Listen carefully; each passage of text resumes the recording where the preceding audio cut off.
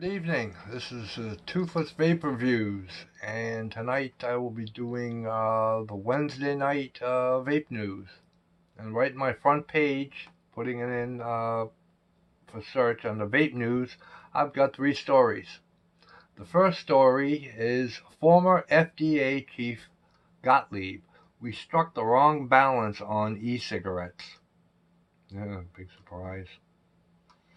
The FDA struck the wrong balance on its oversight of the e-cigarette industry, former Commissioner Scott Gottlieb said Tuesday at CNBC's Healthy Returns Conference. The FDA's delayed oversight had been blamed in part on a rise in teen vaping that Gottlieb eventually labeled as an epidemic. Well, don't forget it's also that the cigarette industry, big tobacco, is losing a lot of money to vaping, so they're pushing the thumbscrews to the FDA. So it's not just the rise in teen vaping.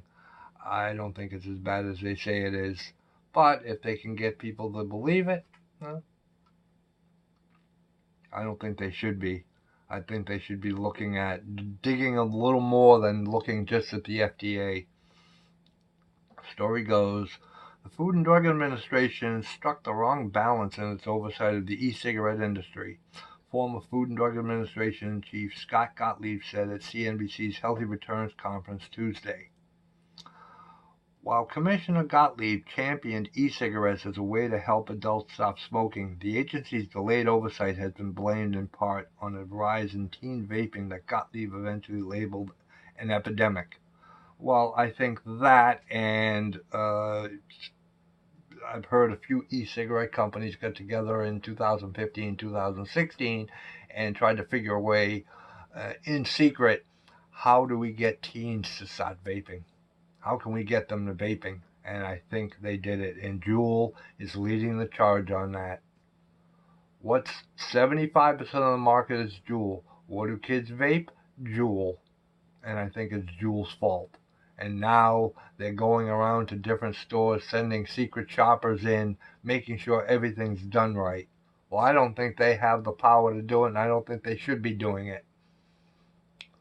Juul is wrong in doing it, and I think they should concentrate more on their own company than worrying about the rest of the industry. They're not part of the FDA, but what they're doing is kissing the FDA's ass. Simple as that. That's what they're doing, trying to get them on their side again. Well, I don't think it's going to help. And hopefully, and they probably won't go out of business, but let's hopefully a dent is put in their product. Because they're the ones primarily why teens are vaping. You don't see teens walking around with these. You don't see them. You see them walking around with the little the Juul. It looks like a flash drive. And if you're a parent, how would you know the difference? You assume your kid has a flash drive when he's actually holding a Juul. And they made it easy to get. And guess what? Juul teens started using it, and they started vaping it, and they said, oh, it's cool. Plus the high amount of nicotine they put in it. They can't go with 3, 6, 9, 12 milligrams. They have to bump it up to 50 milligrams. Of course kids are going to like it. It gives them that quick buzz because it's salt nicotine. It hits you quicker. Well, we'll blame Juul for this one. If we lose vaping, we lose the flavors. If we get a vaping ban, we can all blame Juul. I think we should all write to them, send them millions of letters thanking them for almost getting vaping removed. Or if it does get removed, we should thank them even more. Now, the story goes on.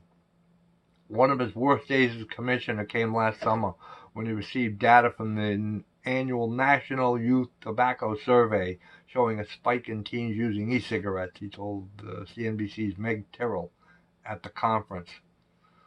And, you know, the FDA did call the top 5 manufacturers to submit plans to fix this. Well, how do you fix this? I mean, if you look at vape products, you look at cigarettes. Let's look at cigarettes real quick. I don't have a pack of cigarettes, but if you have a pack of cigarettes, on the side, one side, it says, you know, the warning about the dangers of smoking. Warning, you know, smoking is, it could be dangerous. The Surgeon General warns smoking is dangerous to your health, and then it gives you a little what could happen. And then a little apart in the upper corner it has underage sale prohibited. If you look at e-juice, look at the size of the warning that's on there. You want to get this across with cigarettes? Put this kind of a warning on there. Put this kind. Put the exact. Well, you can't put all the ingredients on a cigarette because you would be having thousands of ingredients on there. But put the main ingredients on there. Have them put it on. Why should we, blaming the vaping industry? Why? It's not the vaping industry's fault. It's big tobacco's fault. It's the FDA's fault. It's our government's fault. All the lobbyists from big tobacco that go in, pay off whoever they have to pay off so they don't have to do that. Well, I think now's the time they should have to do it. And I think they should be held responsible. Now, the big tobacco settlement and everything else, that's fine. But what's changed? You look at a pack of cigarettes. Make half the pack of cigarettes a warning. Or more than half. Do what they do overseas. Plain packaging. Put a picture of an unhealthy lung. Put a picture of someone who has cancer, who had throat cancer, or mouth cancer, or cancer wherever caused by smoking. Or a picture of a diseased lung or lungs. Do that. Maybe that'll help. But, oh no, tobacco's got too much money. They pay off the government too much. We can't do that. That's our main source of income. Well, guess what? It shouldn't be. They should be going after cigarettes as much. And then they say, well, we're going to take menthol away. Have they even done it? No. Has it been talked about? No. It's talked about, and then that's the end of it. You don't hear about anything anymore. Of course. Big tobacco. Okay. Enough with that. Is that the end of the story? Nope. Yeah, forcing companies to submit applications will likely remove some products from the market simply because gathering materials for the process takes time and money and that smaller manufacturers might not have. A federal judge ruled last week that the FDA needs to start accepting applications, saying the agency was abdicating its regulatory authority. Gottlieb on Tuesday said he agrees that the application should be submitted earlier. Gottlieb called the decision a bad ruling and said he worried about the precedent it would set. However, Gottlieb said he considered removing nicotine pods used for vaping and popularized by Juul from the market when he was commissioner of the FDA. Yeah, right. Remove them from the regular manufacturers and give the pods to Big Pharma. Big Pharma can put the nicotine and the flavorings in there, and instead of paying $20 for a pod, now you're paying for a pod kit. Now you're paying $100, $150, $200. That's how they'll make their money, and they'll get their money back they're losing from cigarettes. And yes, Big Pharma has their hand in cigarettes too, because who do you think sells big tobacco? The filters. Big Pharma. One way or another. We're looking to move forward towards putting those products in earlier anyway. Now, whether or not this judge's ruling provides the impetus for the agency to go in and do that now as opposed to waiting, I don't know what decision they're going to make, Gottlieb said. If I was there, I would certainly consider taking that action now in review of the judge's ruling. That's a pause because I don't think he would. He said he talks the talk now. He didn't talk the talk then because, no. I don't think he would have. FDA is understaffed. There's no way. Then how are they going to, every product? What are they going to put an FDA agent in every store? At every corner? No. I mean, eventually, yes. Will it get done? Of course it will. But by then, hopefully, there's enough people who have quit smoking and vaping that it does make a difference if they do take the flavors away. Maybe a few senators and a few congressmen, a few House of Representatives will lose their job over it. And maybe they'll think twice of what they've done. I think they will. I hope they do. Okay, end of the first story. I'll be right back. I have to pause the video to go get this second one. This is our second story. This one. Mitch McConnell is trying to stop teens from vaping. Okay. Senate Majority Leader Mitch McConnell says he will throw his extensive political power behind a new bill to raise the legal age to purchase tobacco and vaping products from 18 to 21 nationwide. Then they raise it to 21. Then they can say, so everybody who's legal now and vapes will be not legal, and then they can say, underage vaping. We can add all these people to the list now, and they can attack vaping even more. It's all about the money. Don't believe them. It's all about the money. They should leave it where it is. Make cigarettes 21 and make vaping 18. There's a simple solution to get people off of cigarettes. Get the kids that are smoking when they turn 18, let them be able to buy the vape products. I know why they're worried about it. Their friends who are 18 and 19 go buy them, then give them to the 17, 16, and 15-year-olds. Or younger. I understand that part of it. But I don't understand. You know what they're going to do.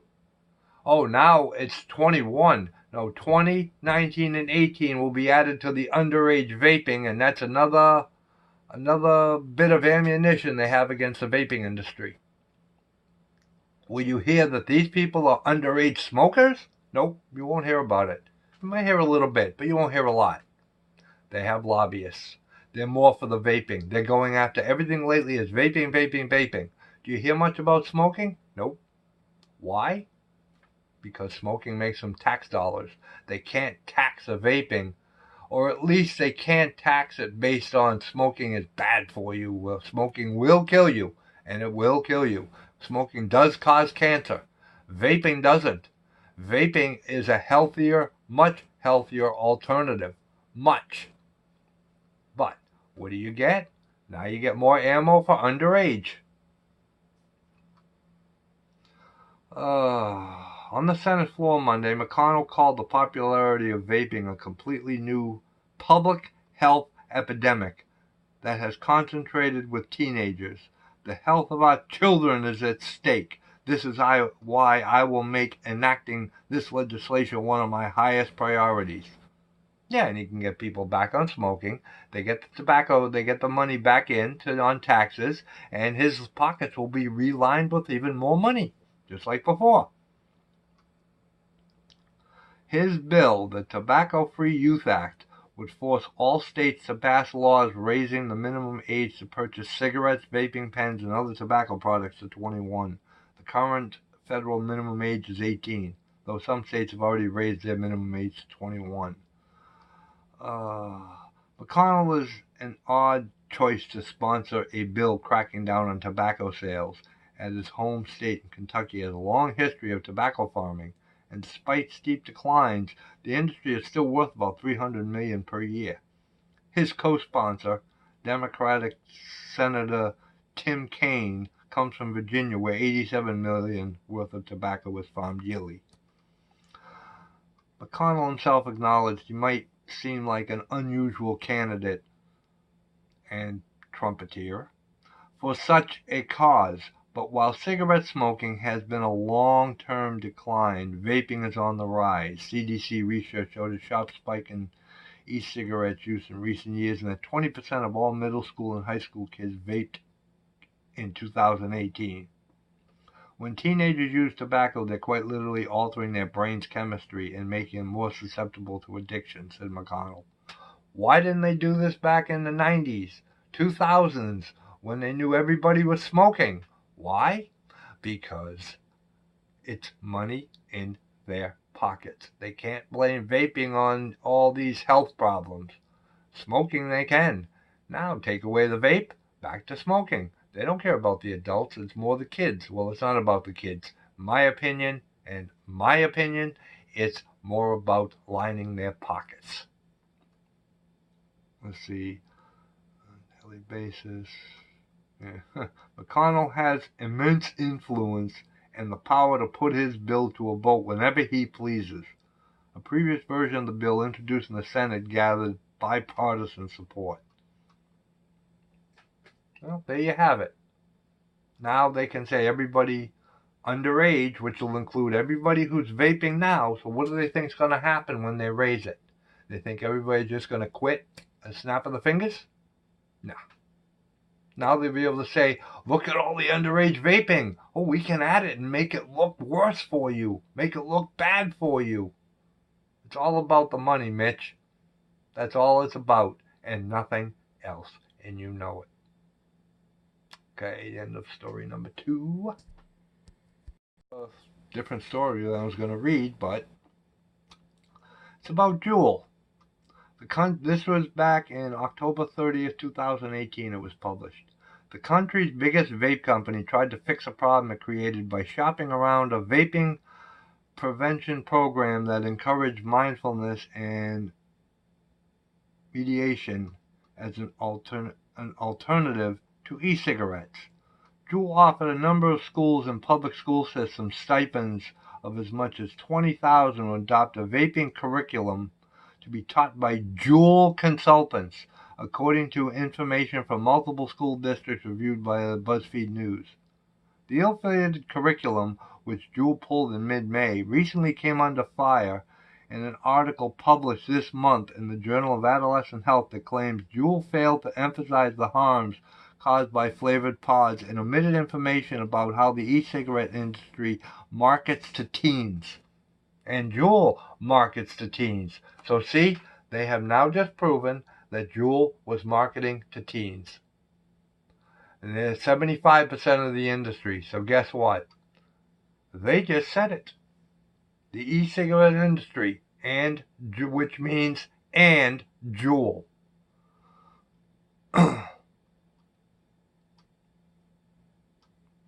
Okay. Let's see. Juul also offered $20,000 to California's Tampalpais Union High School District in early January to implement the program. Oh, look at that. You know, you're reading on, and it's Juul doing this, yet Juul's the one who started this. They marketed to teens. Now, they're trying to get it away and blame the e-cigarette industry. They're the e-cigarette industry. Why don't they just come out and say, we marketed to teens, we apologize, here's our way of helping to curb it. But, no, they won't do that. They made too much money. Look at all the money they got from Altria, Big Tobacco. Now Altria is under fire from the federal government. There's government agencies wondering, what'd you buy them for? If you're not going to do anything, just going to send your lobbyists in there, who knows, they may be marketing the kids now. I wouldn't doubt it. They did it with cigarettes back in the 50s, 60s, and 70s. And even, you know, remember the Joe Camel? That's not Altria, but I don't think it is. But look at Altria. They did it with their Marlboro, their Newport, Newport, Marlboro cigarettes. Oh yeah, the Marlboro Man made them look cool, riding on top of a horse. Saw those ads everywhere. What do you think that was meant for? Just adults? Who likes horses? Kids. Guess what? Well, thank you very much for listening to my rant through the news. I appreciate it. I know that your time is money. I know that your time is precious. And I appreciate you watching me. And I appreciate you listening to the news. Next Wednesday, I'll try to find some more news. There's plenty of it out there. Seems like vaping is changing week to week, especially with the federal government. Well, thank you. And if you enjoy this video, if you would like, please subscribe to my channel. If not, just enjoy the video. And as I say,